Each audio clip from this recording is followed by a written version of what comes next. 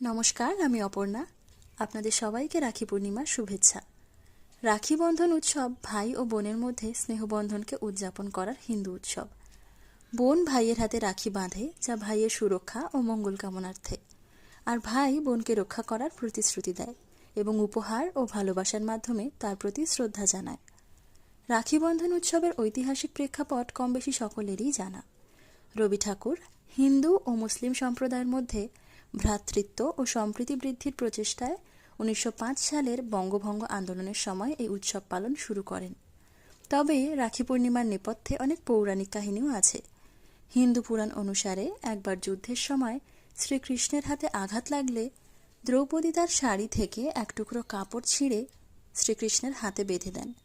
তখন শ্রীকৃষ্ণ দ্রৌপদীকে প্রতিশ্রুতি দেন যে কোনো বিপদে তাকে রক্ষা করবার।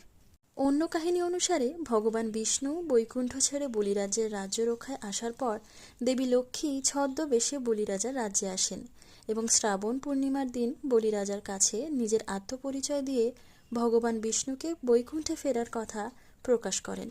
বলিরাজ মুগ্ধ হয়ে সর্বস্ব ত্যাগ করে দেবী লক্ষ্মীর ইচ্ছা পূরণ করেন এবং তাতে দেবী লক্ষ্মী বলিরাজের হাতে লাল সুতো বেঁধে দিয়ে তাকে ভাইয়ের স্থান দেন। তারপর থেকেই এই তিথিতে রাখি বন্ধন উৎসব পালিত হয়। এছাড়াও যমুনা দেবী তার ভাই যমকে রাখি বেঁধেছিলেন এবং যম তাকে অমরত্বের বর দিয়েছিলেন, যা কিনা ভাই বোনের সম্পর্কের গভীরতা ও স্নেহের প্রতীক। এতগুলো কাহিনীর মধ্যে কোনটা আপনাদের সবচেয়ে বেশি পরিচিত তা অবশ্যই জানাবেন। রাখিগুলো অর্ডার করতে হলে ইনবক্স করবেন।